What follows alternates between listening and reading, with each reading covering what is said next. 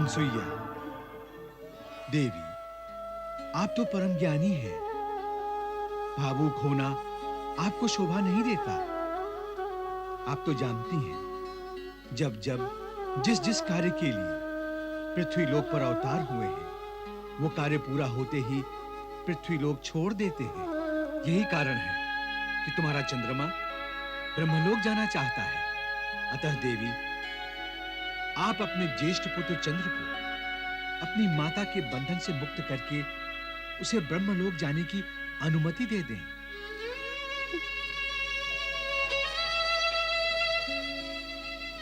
जाओ पुत्र, जाओ। तुम्हें मैंने अनुमति दी। मैंने तुम्हें अपनी ममता के बंधन से मुक्त किया। जाओ, देवलोक जाके अपनी इच्छा की पूर्ति करो। तुम्हें तुम्हारी मां का आशीर्वाद है।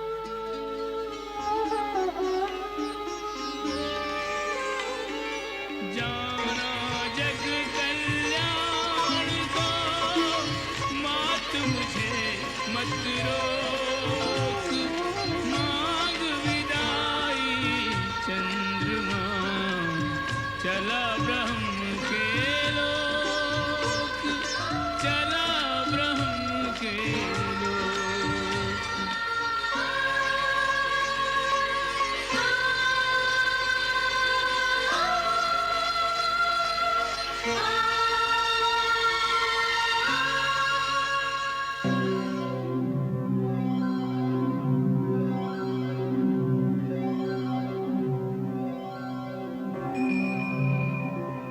सूर्यदेव, वो देखिए, महर्षि अत्रि का पुत्र आ रहा है।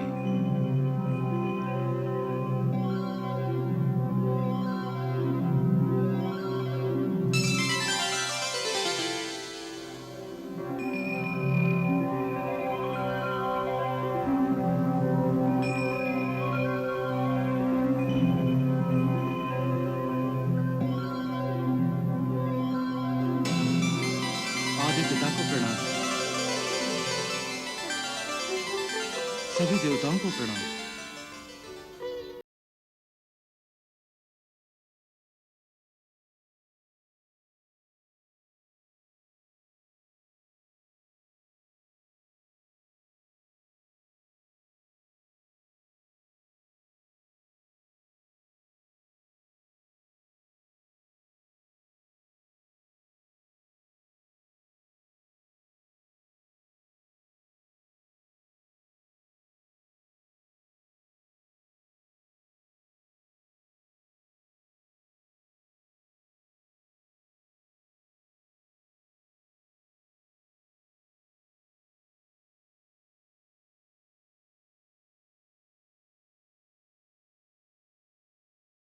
चंद्रमंडल,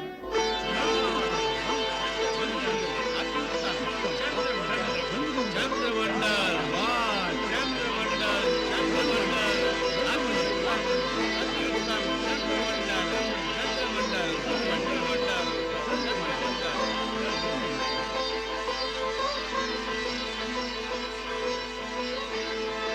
आइए राजा दक्ष, पधारिए। देवगणों, इस शुभ अवसर पर मैं चंद्रमस को अपनी ये 27 कन्याएं इनकी पत्नियों के रूप में भेंट करता हूं। जैसी आपकी इच्छा। पुत्र चंद्रमस, राजा दक्ष तथा देवगणों का आशीर्वाद लो।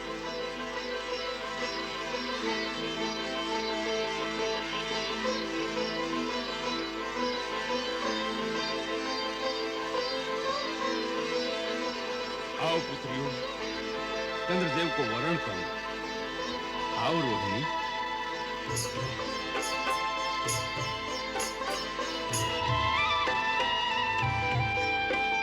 दक्ष ने अपनी 27 कन्याओं का चंद्र से ब्याह रचाया।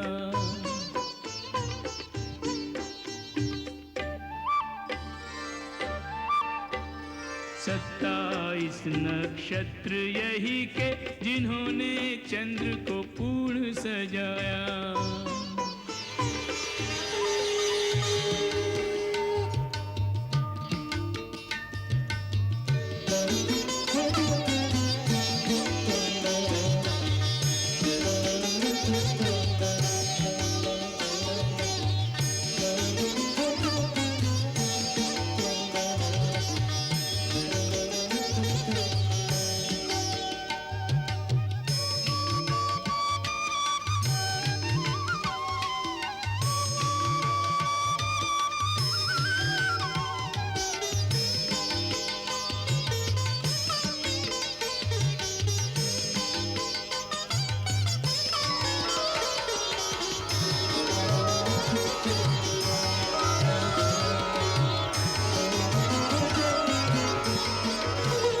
सभी पुत्रियां सदा तुम्हारी आज्ञाकारिणी रहेंगी।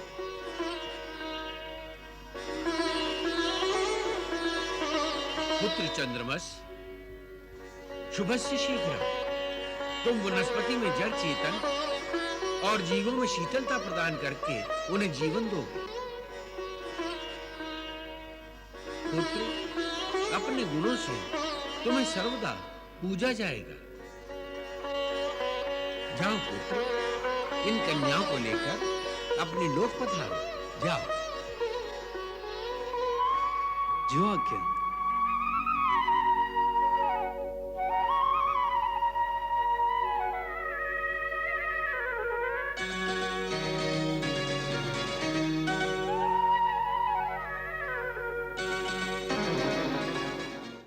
फिर तुमने मेरा अनादर किया,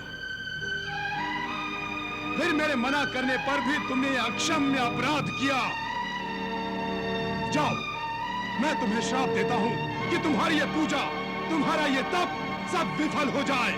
ये दुर्वासा का शाप है, ये दुर्वासा का शाप। जाओ। लगता है दुर्वासा ने क्रोध में आकर फिर से किसी को श्राप दे दिया है प्रभु। आप तो ऐसे कह रही हैं जैसे कोई श्राप नहीं दिया हो, ऐसे ही पत्थर फेंक कर वृक्ष से कोई फल तोड़ दिया। ये अच्छी बात नहीं है। श्राप देने से शक्ति का ह्रास होता है, तपोबल खोना पड़ता है अपना। प्रणाम पिताश्री। प्रणाम माताश्री। वत्स, कुछ शंकाएं हैं मेरे मन में, उनका निवारण करो। आपकी शंकाएं और मैं निवारण करूं? क्या दीपक कभी सूर्य को प्रकाश दे सकता है? मेरी इतनी योग्यता कहां जो आपकी शंकाओं का समाधान कर सकूं? वत्स दुर्वासा, मृग को यह पता नहीं कि उसकी नाभि में कस्तूरी है। उसी तरह तुम्हें भी यह ज्ञान नहीं है कि तुम में कितनी श्रेष्ठता और कितनी योग्यता है। कहते हैं मनुष्य का मन ही उसका सबसे बड़ा मित्र है और मन ही उसका सबसे बड़ा शत्रु। वत्स, मित्र शत्रु कब बनता है और क्यों? पिताश्री, मन जब विकारों के अधीन हो जाता है, जब काम, क्रोध, मोह, दंभ, मद आदि मन पर आवश्यकता से अधिक प्रभाव डालते हैं, तब मन मनुष्य का सबसे बड़ा शत्रु बन जाता है। इन विकारों में सबसे अधिक अहितकारी कौन है? क्रोध। वो क्यों? क्रोध के अधीन हो जाने के बाद मनुष्य अच्छे बुरे का अंतर भूल जाता है, उसका विवेक उसका साथ छोड़ देता है। तब मनुष्य और पशु एक समान हो जाते हैं। तुम्हारा विवेक तो तुम्हारे पास है, फिर तुम्हें बात बात पर क्रोध क्यों आता है? तुम्हें इस बात का ज्ञान तो है ना कि तुम्हें क्रोध बहुत शीघ्र आता है। जी पिताश्री, इसका मुझे ज्ञान है। तो फिर तुम अपने क्रोध पर अंकुश क्यों नहीं लगाते हो पुत्र? अंकुश लगाया जा सकता है ना? अवश्य माताश्री, मैं पिताश्री का संकेत समझ गया हूं। क्रोध पर अंकुश लगाने के लिए मुझे अब तपस्या करनी होगी। शुभ विचार और शुभ कार्य में देरी क्यों? जाओ वत्स, अपने मन को वश में करके आओ। मन वश में रहेगा तो क्रोध पर अपने आप ही नियंत्रण रहेगा। जो आज्ञा पिताश्री, मुझे आशीर्वाद दीजिए। कल्याण हो वत्स।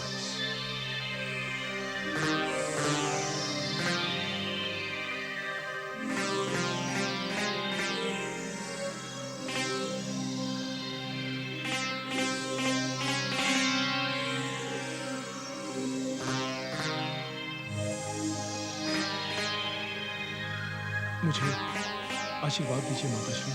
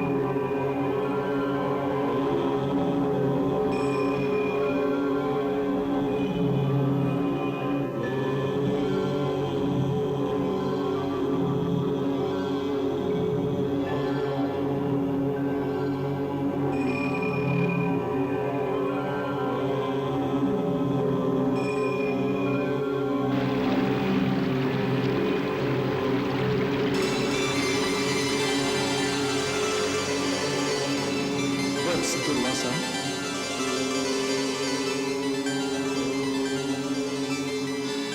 आंखें खोलो वत्स।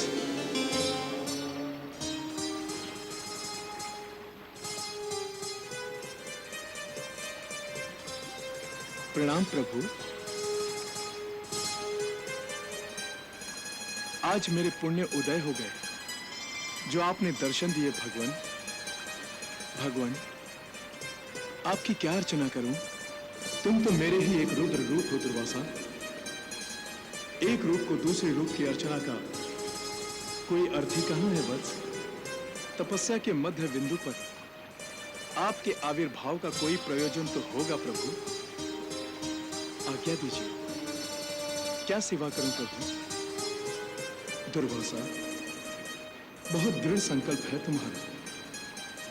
जो सोच लिया उसे पाना, और जो ठान लिया उसे कर दिखाना तुम्हारा स्वभाव बन चुका है।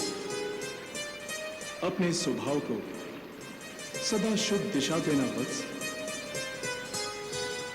तुम्हारे हाथों सृष्टि का कल्याण होने वाला है, उसमें तुम्हें अकल्याणकारियों से जूझना पड़ेगा।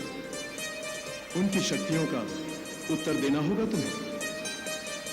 अतः मैं तुम्हें तेज और तपोबल का वरदान प्रदान करता हूं, जो तुम्हारे मार्ग की सारी बाधाओं को नष्ट कर देगा। इन शक्तियों को धारण करो दुर्वासा। ये आध्यात्मिक शक्तियां हैं।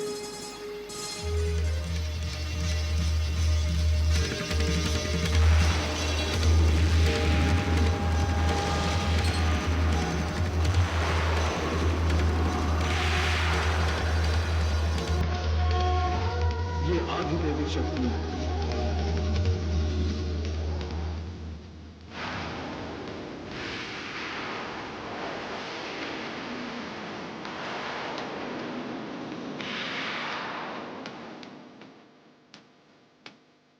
ये आदि भौतिक शक्तियां मैं तुम्हें प्रदान करता हूं दुर्वासा।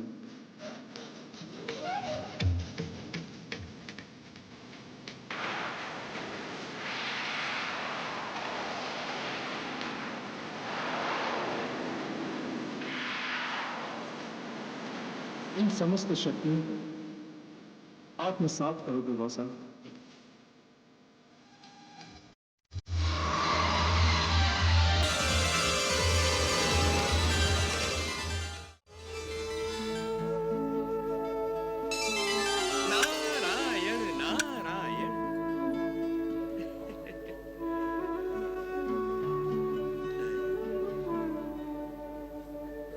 भाभी माँ। देवी, यह क्या आपके मन की उदासी का प्रतिबिंब है जो आपके मुखमंडल पर रेखाओं के रूप में उभर आया है, अथवा यह मेरी अमंगल छाया की प्रतिक्रिया है?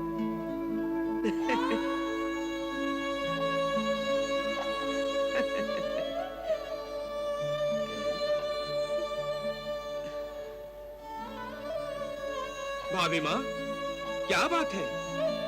त्रिदेवों की माता और दुखी? आश्चर्य है। माँ होकर भी अपने पुत्रों को उचित वात्सल्य न दे सकी। पुत्रवती को पुत्रों के अभाव का कष्ट है। सब खो दिया है। ऐसा अभाव क्या खो दिया भाभी माँ? मैं अपने पुत्रों को खो चुकी हूँ देवर्षि। अर्थात? मेरा चंद्रमस ब्रह्मलोक चला गया है और दुर्वासा ने तपोवन में जाकर समाधि लगा ली है। तो क्या दत्तात्रेय भी विष्णुलोक चले गए? नहीं, ऐसा विचार अपने मन में भी मत लाइए देवर्षि। अब एक वो ही तो मेरी ममता की निधि है। वो मुझे छोड़ के चला गया तो मैं तो निर्धन हो जाऊंगी। मैं उसे अपनी आंखों से कभी दूर नहीं होने दूंगी। पुत्र दत्तात्रेय, दत्तात्रेय।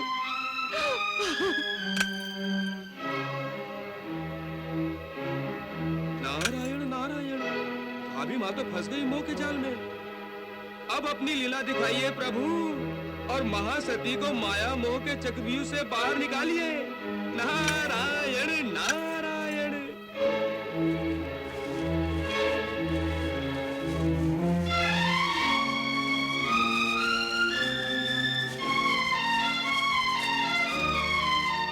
प्रणाम माता।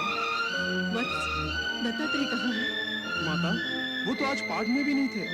दक्षिण दिशा में जो पीपल का बड़ा पेड़ है ना माता, मैंने अभी भी उन्हें वहां उस पेड़ के नीचे समाधि में लीन देखा है। आप कहे तो मैं उन्हें...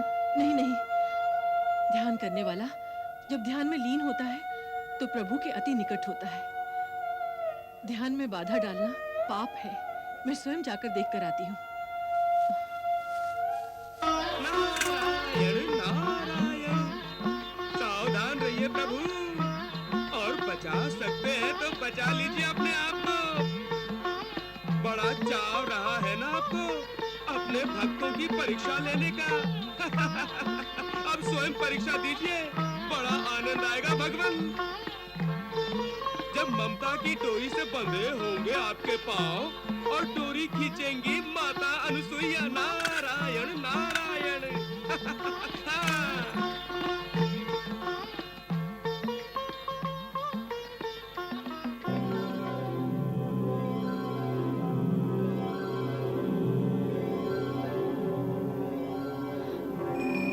दत्तात्रेय,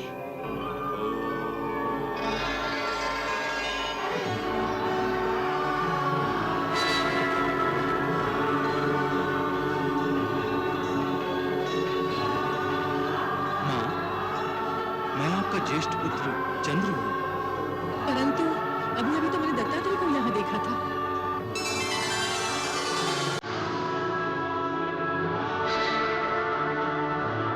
दत्तात्रेय को कैसे देख सकते हैं? मैं तो यहाँ दुर्वासा बैठे हूँ।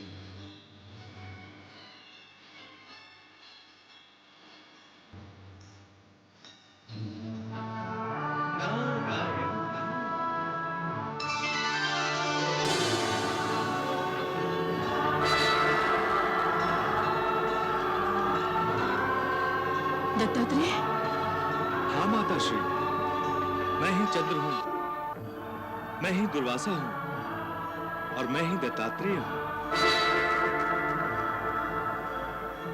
मैं ही ब्रह्मा हूँ, मैं ही विष्णु हूँ और मैं ही महेश हूँ।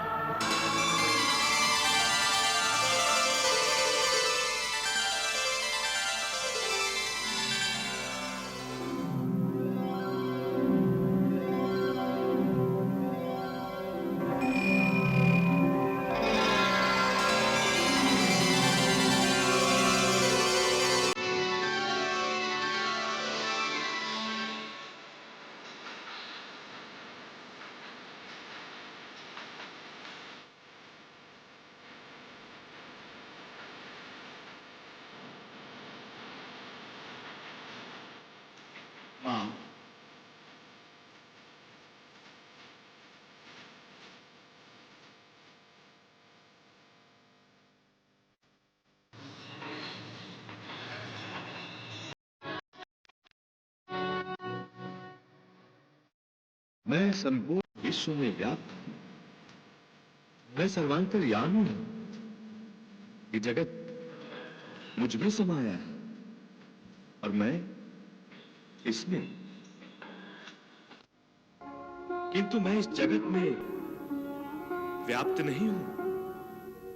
ये जगत त्रिगुणात्मक है और मैं त्रिगुणातीत।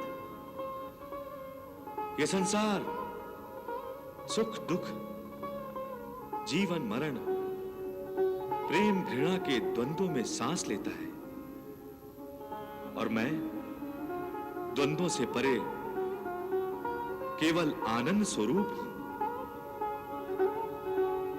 मेरा अवतार द्वंद्वों की कीच में फंसे मानवों को सीधी राह पर लाने के लिए ही हुआ है। सदाचार प्राणी को अमृत प्रदान करता है, किंतु मानव की प्रवृत्तियां उसे सदाचार पर चलने नहीं देती। सत्य और नीति के प्रचार प्रसार के लिए ही मेरा प्रादुर्भाव हुआ है। आप मुझे अपने मोह के बंधन से मुक्त करके मुझे अपने कर्तव्य के मार्ग पर आगे बढ़ने दें, अन्यथा मेरा अवतार निष्फल हो जाएगा। आप तो स्वयं योगिनी, तपस्विनी और वेद विदुषी हैं। फिर आप इस माया के चक्रव्यूह में क्यों फंस रही हैं? आपके तीनों पुत्र तो आपके मन में ही हैं। बाहर तो केवल उनकी प्रतिछाया है। छाया के मोह में फंसना बुद्धिमानी नहीं है माता, वो तो अज्ञान है।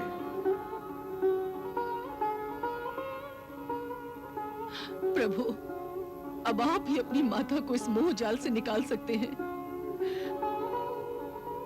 आप तो प्राणी मात्र को सत्य के दर्शन कराते हैं। मुझे अंधेरे से क्यों नहीं निकालते हैं? मुझे इस अंधेरे से निकालो प्रभु, मुझे इस अज्ञान के अंधेरे से निकालो।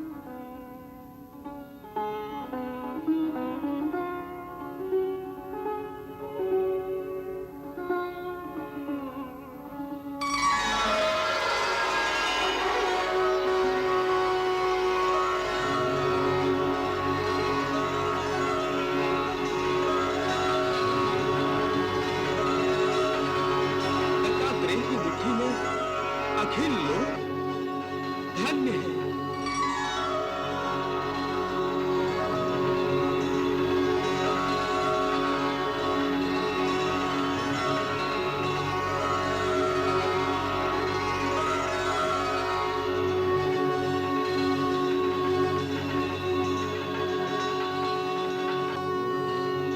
ये आप क्या कर रही हैं माता? पुत्र से क्षमा मांग रही है। मां का दूसरा नाम क्षमा ही है जो आपके पास है, फिर उसे क्यों मांग रही हैं?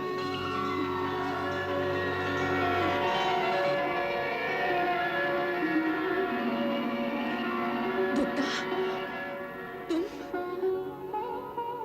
नारायण नारायण प्रभु, आपकी लीला धन्य है। अत्रि ऋषि के शाप को 20 वर्ष बीत गए। 20 वर्ष तक उस शाप का भय महाराज कृतवीर को न रात में सोने देता था न दिन में। अत्रि ऋषि का शाप आज भी उनके कानों में गूंज रहा है।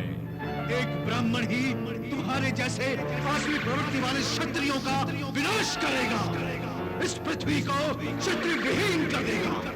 उन्हें उठते बैठते सोते जागते आज भी एक ब्राह्मण हाथ में परशु लेकर उनका वध करने आता दिखाई देता है।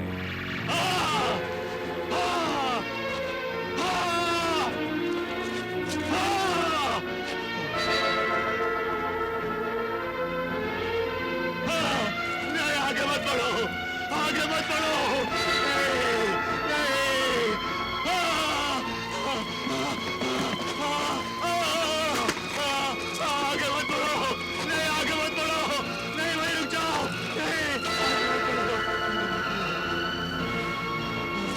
कोई है?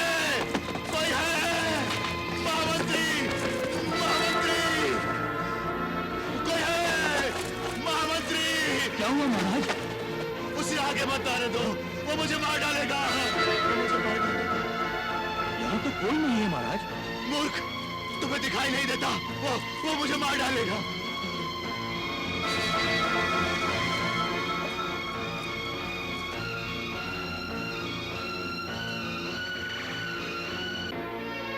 महाराज, ये तो गर्ग मुनि है। नहीं नहीं, उसे आने मत दो, वो मुझे मार डालेगा।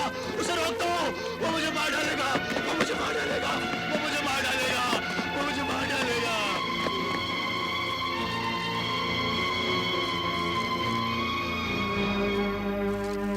प्रणाम गुरुदेव। गुरुदेव, कितने वर्ष बीत गए, परंतु महाराज की दशा में कोई सुधार नहीं आया। अब तो राज्य के कार्यभार में भी उनका ध्यान नहीं लग रहा है। महामंत्री, युवराज कार्तिवीर्य अर्जुन गुरुकुल से अध्ययन करके वापस आ रहा है। हो सकता है महाराज उसके आने से भयमुक्त हो जाए। गुरुदेव, युवराज तो पहुंचने ही वाले होंगे।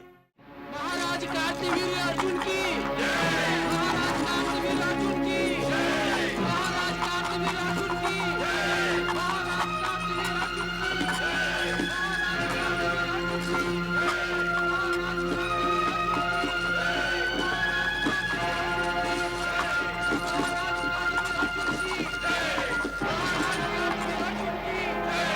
महाराज कार्तिवीर्य अर्जुन की महाराज कार्तिवीर्य अर्जुन की महाराज कार्तिवीर्य अर्जुन की महाराज कार्तिवीर्य अर्जुन की।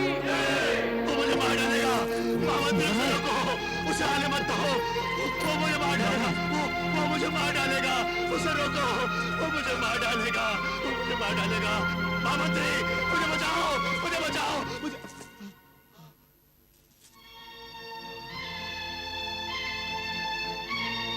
पिताश्री, प्रणाम पिताश्री। अच्छा हुआ पुत्र तुम आ गए। महामंत्री, पुत्र, महामंत्री को समझाओ, वो मेरी बात का विश्वास नहीं करते हैं। इन्हें समझाओ, मेरी बात का विश्वास नहीं करते हैं पुत्र। इन्हें समझाओ, इन्हें समझाओ। वो देखो, वो आ रहा है।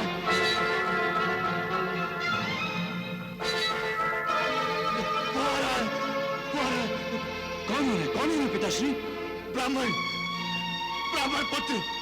कहाँ? वो देखो, ब्राह्मण पुत्र आ रहा है। वो देखो, वो उसके हाथ में फंसा है। वो पुत्र, वो मुझे मार डालेगा, मुझे बचाओ। वो मुझे मार डालेगा, मुझे बचाओ पुत्र। मुझे मार डालेगा वो पुत्र, मुझे मार डालेगा वो।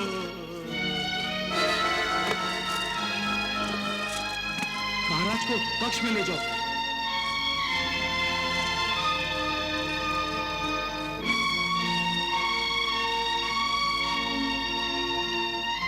गुरुदेव, प्रणाम गुरुदेव। गुरुदेव, पिताश्री की ऐसी दशा और मुझे पता तक नहीं। युवराज, राजा कृतवीर्य अपना मानसिक संतुलन खो बैठे। और क्यों? कारण क्या है? कारण है शाप। शाप? किसका शाप? मैं कुछ जानता नहीं गुरुदेव, मुझे बताइए। युवराज, तब आप गुरुकुल में अध्ययन कर रहे थे जब आपके पिताश्री महर्षि अत्रि और उनकी पत्नी महासती अनुसुईया का अपहरण करने के लिए अत्रि आश्रम पहुंच गए। उस अपराध के दंड स्वरूप महर्षि अत्रि ने आपके पिताश्री को शाप दिया कि जिस तरह उन्होंने ब्राह्मणों का अनादर किया है, उनकी मृत्यु भी ब्राह्मण के हाथ से ही होगी। उस दिन से महाराज सदा ब्राह्मणों से डरते हैं। वो ब्राह्मण अन्य किसी को दिखाई नहीं देता। ये उनके मन का भय है जिसने उन्हें पागल जैसा बना दिया है। गुरुदेव, इसका कोई उपाय नहीं? नहीं युवराज, जिसके मन में मृत्यु का भय कुंडली मार के बैठ जाए, उसे संजीवन मंत्र भी जीवन नहीं दे सकता। धीरज रखिए युवराज, अब आपको ही राज्य संभालना है और अपने साम्राज्य की रक्षा करनी है। आइए।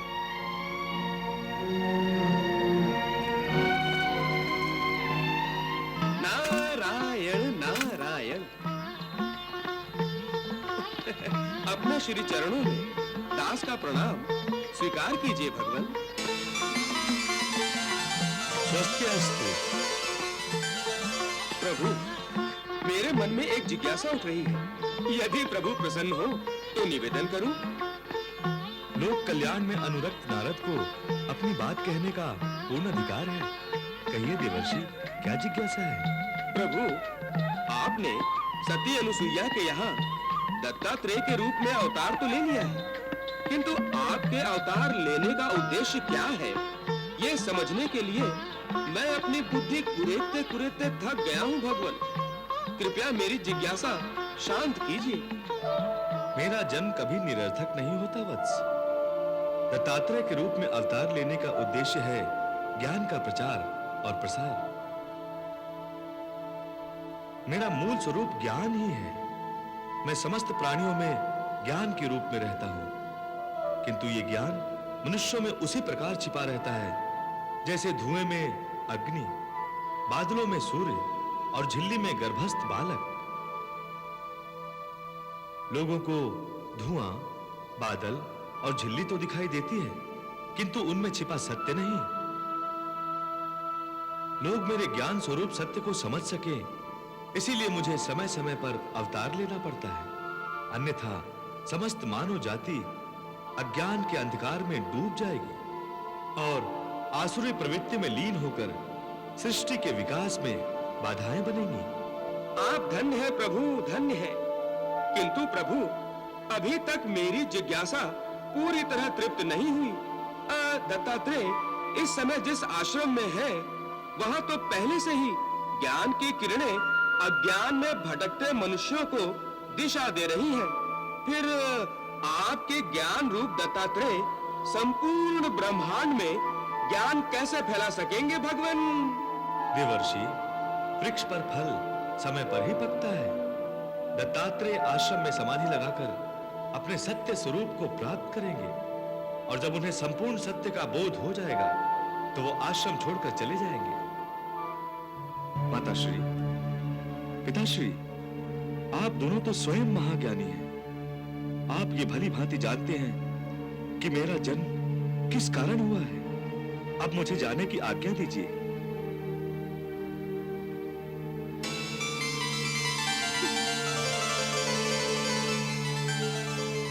मुझे ये जीवन मानव जीवन को मार्गदर्शन देने और दिशा देने के लिए ही मिला है। जब तक मुझे स्वयं जीवन दिशा का कोई ज्ञान नहीं होगा, मैं मानव जीवन को कोई दिशा कैसे दे सकता हूं? उसके लिए मुझे स्वयं जीवन की धारा में उतरना होगा। माता, अब मुझे इस आश्रम की मर्यादा से मुक्त कर दीजिए। मुझे मनुष्य के जीवन का ज्ञान प्राप्त करने के लिए विश्वाश्रम में जाने की आज्ञा और आशीर्वाद दीजिए।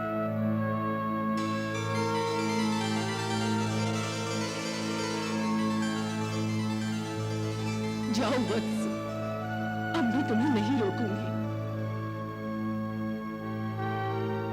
शुभास्तु ते पंथा।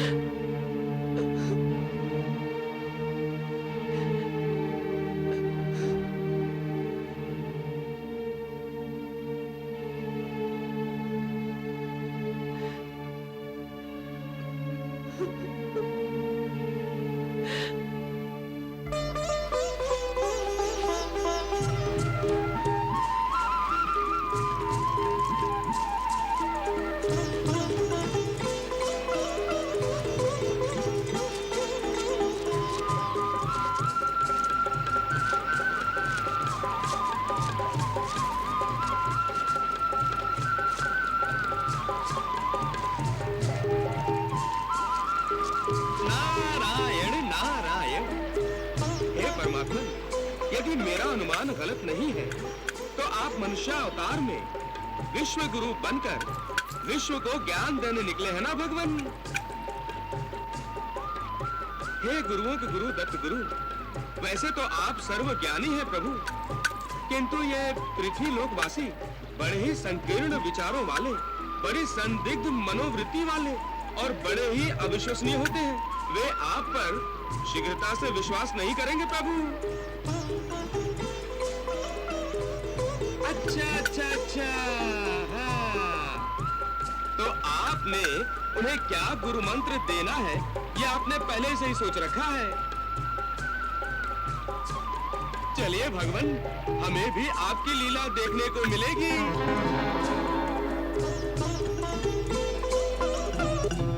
शीघ्र हमें उस पार ले चलो नाविक, वहाँ आचार्य हमारी प्रतीक्षा कर रहे हैं। रुकिए रुकिए भाई नाविक, हमें भी साथ ले लीजिए।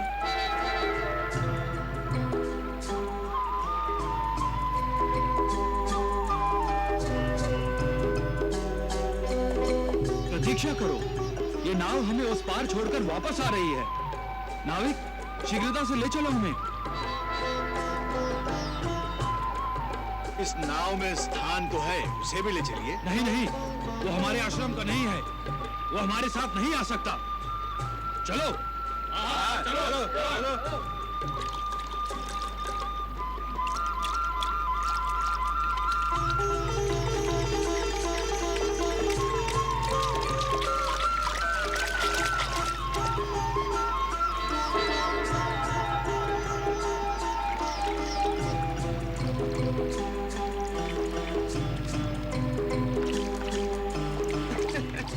ये क्या प्रभु, सर्वोत्तम और सर्वोच्च स्थान के स्वामी के लिए नाव में स्थान नहीं।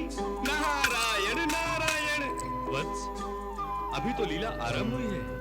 ओहो, अच्छा, नारायण नारायण।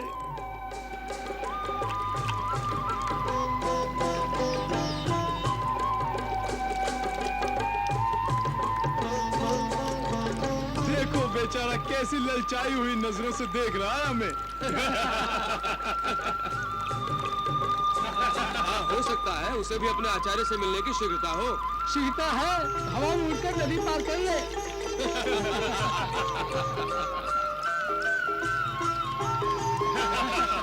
अथवा भागकर लांग जा नदी के जल के ऊपर से।